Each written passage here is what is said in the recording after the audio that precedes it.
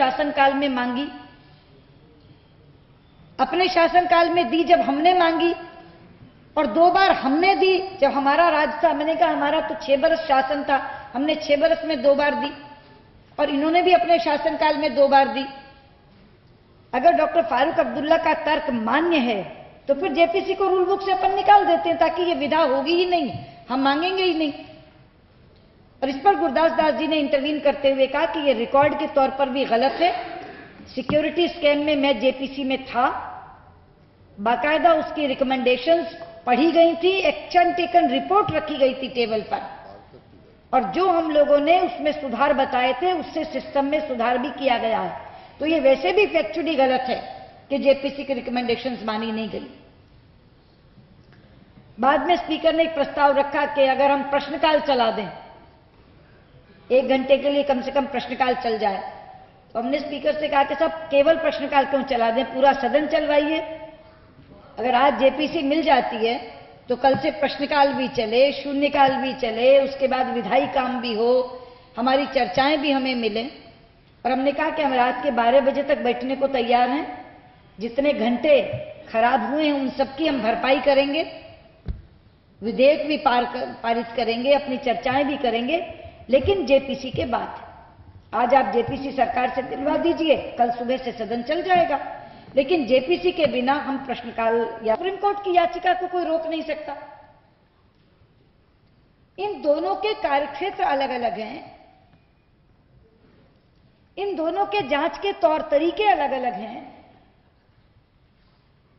तो supreme court CBI को monitor कर ले इसलिए हम जेपीसी की मांग छोड़ दें, इसमें हमें कोई तर्क ही नहीं दिखता। इससे शुरू करते हुए मैंने अपनी बात रखी कि हम अपनी जेपीसी की मांग को दोहराते हैं, और मुझे खुशी है कि समूचे प्रतिपक्ष ने एक स्वर में इसी मांग को दोहराया। तो सरकार के कुछ सूत्रों द्वारा जो ये दुष्प्रचार किया जा रहा था कि प्रतिपक्षी एकता टूट जाएगी, आज भी कुछ अखबारों में था प्रतिपक्ष में दरार जेपीसी को लेकर। मैं आपको ये बताना चाहूंगी कि आज तक की 3 मीटिंग्स में जो एकता पहली में दिखी थी उससे ज्यादा मजबूत दूसरी में दिखी, और सबसे ज्यादा मजबूत वो एकता आज दिखी। पहली मीटिंग में बीजेडी जेपीसी के पक्ष में नहीं थी। आज बीजेडी के नेता ने साफ कहा कि मैं अपना पुराना रुख छोड़कर प्रतिपक्ष के साथ अपना स्वर मिलाकर कहता हूं जेपीसी ही चाहिए। पहली मीटिंग में गुरदास दास थोड़े रिलक्टेंट थे, संकोची रूप में जेपीसी की मांग कर रहे थे। आज उन्होंने पूरी दृढ़ता से कहा कि जेपीसी के अलावा कोई रास्ता नहीं है। तो समस्त वाम दल, सीपीआई, सीपीएम और एफआईबी के लोग थे, फॉरवर्ड ब्लॉक के, ऑल इंडिया फॉरवर्ड ब्लॉक के, एआईएफबी के, तीनों ने, बीजेडी, टीडीपी, अन्ना डीएमके, एनडीए के सारे घटक दल, सपा, सब ने मांग की। केवल बसपा ने यह कहा कि जेपीसी लेने वाले भी देने वाले भी दोनों यहां बैठे हैं, कोई रास्ता सदन चलाने का निकाल लें तो अच्छा है। तो उन्होंने जेपीसी का विरोध नहीं किया, लेकिन बाकी सबने तो दृढ़ता से कहा जेपीसी और नो सेशन, इस स्वर में सबने बात की। सरकार की तरफ से यह कहा गया कि जेपीसी की मांग तो हमने पहले दिन से नामंजूर कर दी थी, JPC is unacceptable to us. और ये 2 विकल्प हम दे रहे हैं, PAC with multi disciplinary investigating agency, Supreme Court monitoring CBI inquiry. इनको प्रतिपक्ष स्वीकार कर ले और चलने दे। एक प्रश्न हमारे कुछ प्रतिपक्षी साथियों द्वारा पूछा गया कि जेपीसी के विकल्प तो सरकार बता रही है, मगर जेपीसी क्यों नहीं, इसका कोई कारण नहीं बता रही। हमें यह तो बताओ कि जेपीसी क्यों नहीं। तो इसका जवाब फारूक अब्दुल्ला ने सरकार की तरफ से देने की कोशिश की,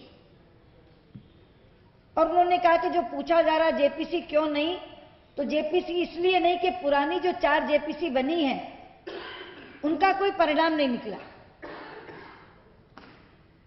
उनकी रिकमेंडेशंस मानी नहीं गई। तो इस पर फिर मैंने अध्यक्ष जी से कहा कि अगर ये तर्क फारूक अब्दुल्ला जी का मान लिया जाए तो बेहतर होगा कि हम जेपीसी को आज ही रूल बुक से निकाल दें, क्योंकि ये जो तर्क है डॉक्टर फारूक अब्दुल्ला का वो तो फिर ऑल टाइम रेलिवेंट होगा। जब जब हम जेपीसी की मांग करेंगे कहा जाएगा कि भाई 4 बार जेपीसी प्रभावी नहीं रही, 5वीं बार क्यों? तो आज अच्छा है बैठक स्पीकर की अध्यक्षता में हो रही है, तो आप रूल बुक से जेपीसी को आज निकाल दीजिए। ना जेपीसी होगी रूल बुक में, ना प्रतिपक्ष मांगेगा। प्रतिपक्ष चाहे हमारा हो चाहे कांग्रेस का हो, क्योंकि आज तक 4 बार जेपीसी बनी है, 2 बार कांग्रेस ने अपने शासनकाल में मांगी, अपने शासनकाल में दी जब हमने मांगी, और 2 बार हमने दी जब हमारा राज था। मैंने कहा हमारा तो 6 बरस शासन था, हमने 6 बरस में 2 बार दी, और इन्होंने भी अपने शासनकाल में 2 बार दी। अगर डॉक्टर फारूक अब्दुल्ला का तर्क मान्य है तो फिर जेपीसी को रूल बुक से अपन निकाल देते हैं, ताकि ये विधा होगी ही नहीं, हम मांगेंगे ही नहीं। और इस पर गुरदास दास जी ने इंटरवीन करते हुए कहा कि ये रिकॉर्ड के तौर पर भी गलत है। सिक्योरिटी स्कैम में मैं जेपीसी में था, बाकायदा उसकी रिकमेंडेशंस पढ़ी गई थी, एक्शन टेकन रिपोर्ट रखी गई थी टेबल पर, और जो हम लोगों ने उसमें सुधार बताए थे उससे सिस्टम में सुधार भी किया गया है। तो ये वैसे भी फैक्चुअली गलत है कि जेपीसी की रिकमेंडेशंस मानी नहीं गई। बाद में स्पीकर ने एक प्रस्ताव रखा कि अगर हम प्रश्नकाल चला दें, 1 घंटे के लिए कम से कम प्रश्नकाल चल जाए, तो हमने स्पीकर से कहा कि साहब केवल प्रश्नकाल क्यों चला दें, पूरा सदन चलवाइए। अगर आज जेपीसी मिल जाती है तो कल से प्रश्नकाल भी चले, शून्यकाल भी चले, उसके बाद विधायी काम भी हो, हमारी चर्चाएं भी हमें मिलें। और हमने कहा कि हम रात के 12 बजे तक बैठने को तैयार हैं, जितने घंटे खराब हुए हैं उन सबकी हम भरपाई करेंगे, विधेयक भी पारित करेंगे, अपनी चर्चाएं भी करेंगे, लेकिन जेपीसी के बाद। आज आप जेपीसी सरकार से दिलवा दीजिए, कल सुबह से सदन चल जाएगा, लेकिन जेपीसी के बिना हम प्रश्नकाल या कोई काल चलाने को तैयार नहीं है। ये बात सारे प्रतिपक्ष की तरफ से वहां कह दी गई है। अब कल सुबह क्या होता है, अगर सरकार को भगवान सद्बुद्धि दे और वो स्पीकर को कह दें कि जेपीसी हम मानते हैं तो अलग बात है, लेकिन वहां उन्होंने जेपीसी इज अनएक्सेप्टेबल ये कहा, और हमने कहा कि जेपीसी की डिमांड छोड़ना हमारे लिए संभव नहीं, ये हमने कहा। तो अभी तक की स्थिति में गतिरोध बरकरार है और दोनों पक्ष अपनी अपनी बात पर अड़े हैं। प्रतिपक्ष जेपीसी के बिना मानने को तैयार नहीं है, और आज के दिन अभी तक सरकार जेपीसी देने को तैयार नहीं है। ये वस्तुस्थिति है जो मैं आपको जानकारी देना चाहती थी।